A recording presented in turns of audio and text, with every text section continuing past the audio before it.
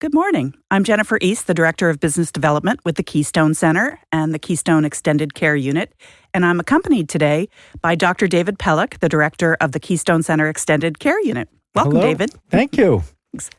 Well, we wanted to talk a little bit about what the need for inpatient treatment for sex addiction may look like. How do you know if you're going to require inpatient treatment for sex addiction? So, David, how does one know when outpatient sex addiction treatment is not enough? Well, sometimes it's a gut feeling, if you could be honest with yourself. And sometimes it's your wife, spouse, partner telling you you need treatment. Actually, we often have people that have been to therapy for a number of years, maybe with a certified sex addiction therapist or not.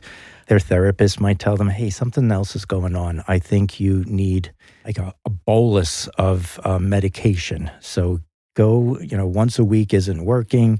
Go for treatment where you can be treated 24 hours a day, 42 days, 30 days, and really get the help that you need. Address all of your issues at once. The compulsive behavior, the trauma. There's also warning signs. So there's websites have a 20-question questionnaire that you could answer. Do I need more of this behavior in order to achieve the same sexual results, same pleasure? Do I feel shame after I engage in the behavior? Is it increasing in terms of frequency? I do it more than once a day, more than once a week.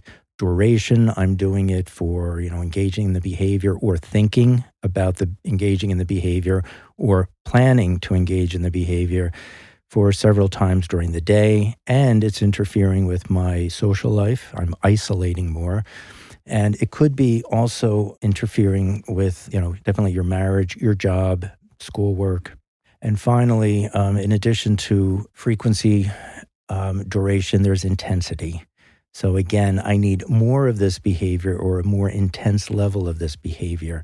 Once somebody is familiar with 12-step work, you are told about bottom line behaviors, and they are the behaviors that you want to eliminate, you want to cease engaging in.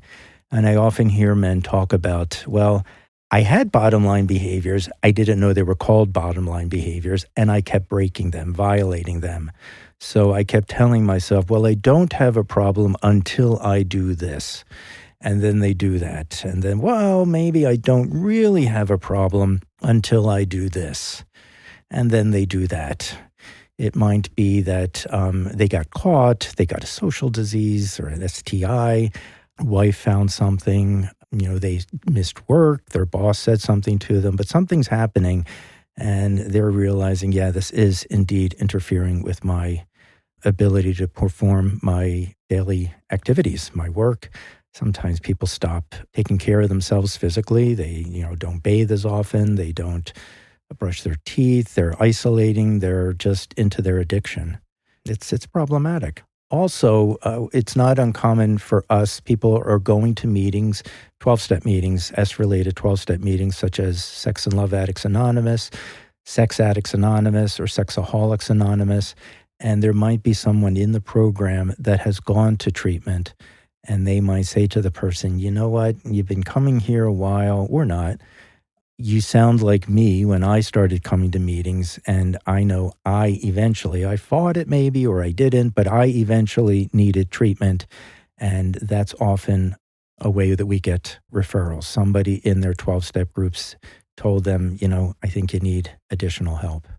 David, what are some of the things that our clients have said to you that made them decide to go inpatient? Well, there's a good question. There's a number. A lot of times, I really didn't like who I was. The shame was overwhelming.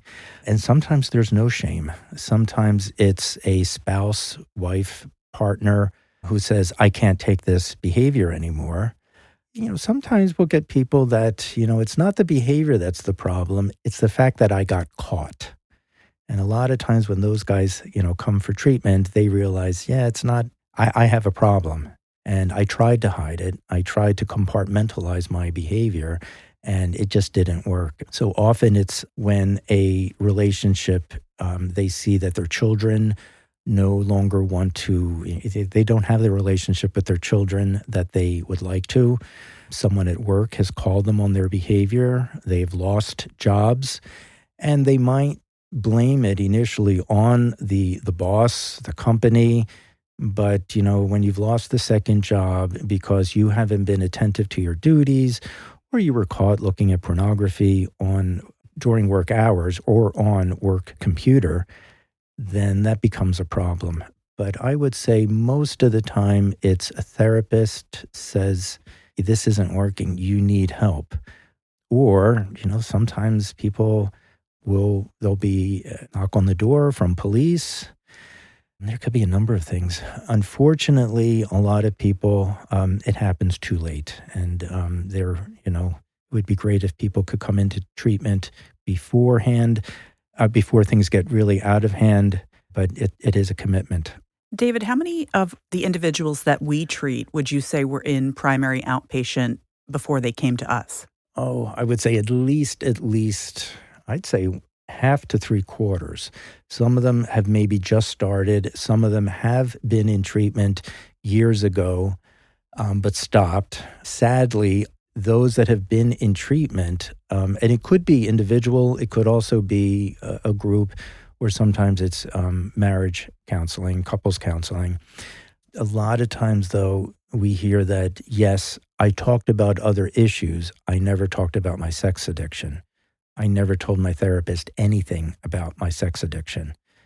And something came up, or they questioned me, and they weren't trained to deal with the sex addiction.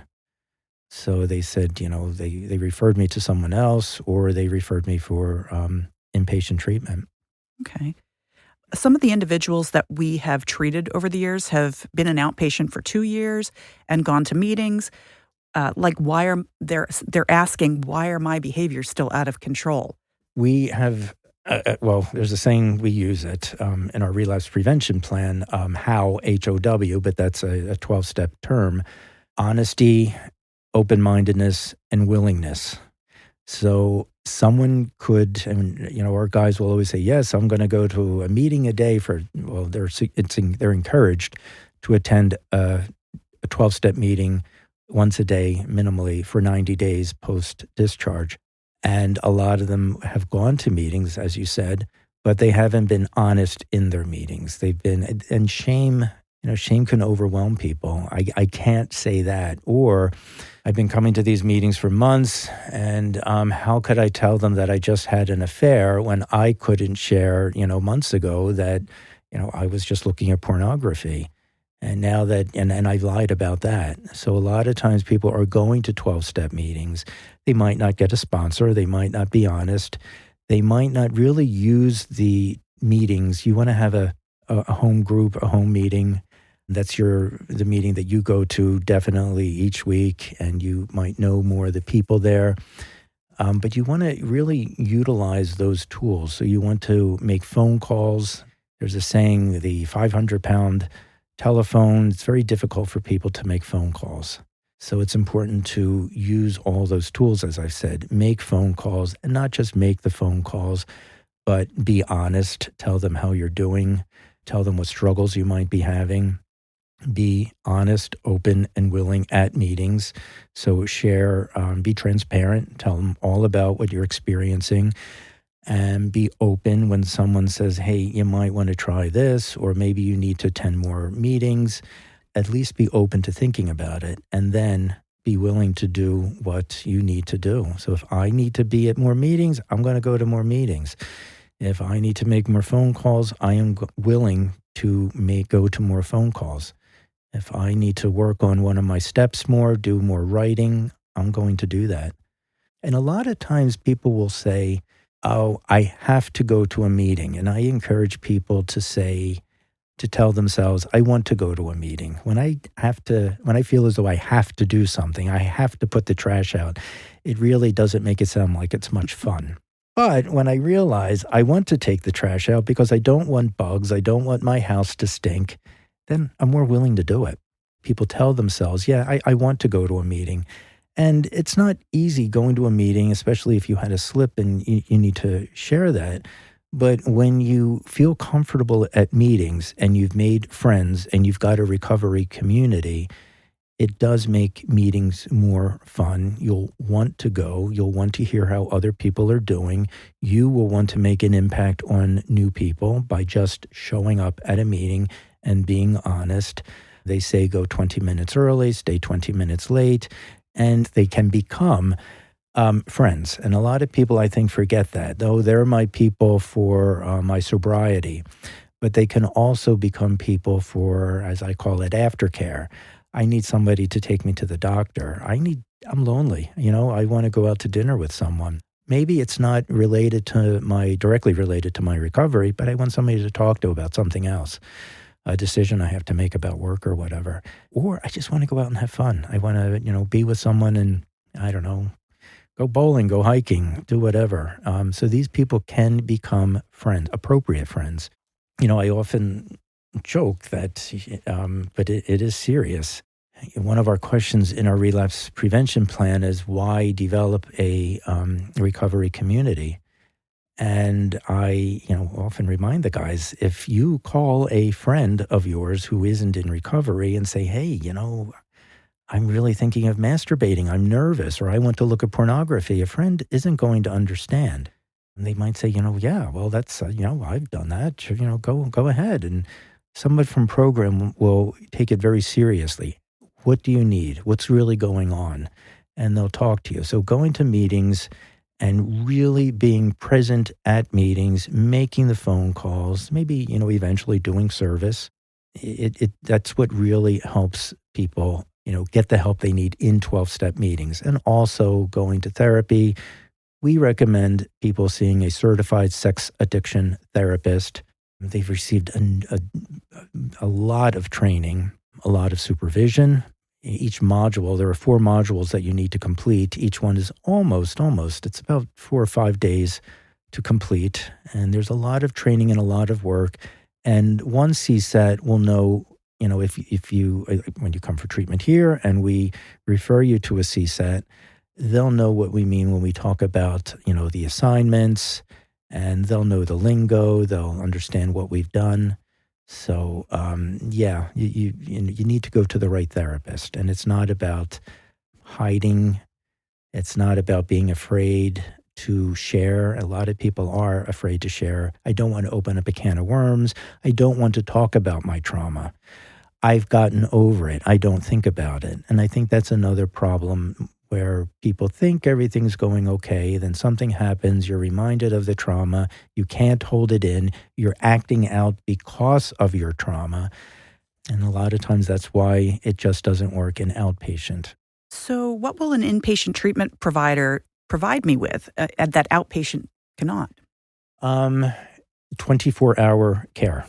And that's important because when you're with a therapist can't be with you 24 hours a day, and nor should they. You want to be weaned. You want to be able to be self-supportive. But initially, when you're going through the trauma, the addiction, withdrawal, you need someone there 24 hours a day to be with you, help you through it, and know that you're going to be okay. We, at one point, were one of the few treatment facilities that treated trauma and addiction simultaneously. And it is very important to treat the trauma. And a lot of people understand that they've been traumatized, but like I previously said, they don't think about it. They don't see how it's affecting them. So they think everything's okay. A lot of times people they mind, yes, I guess that was sort of kind of traumatic, but, traumatic with a little t. It wasn't that significant.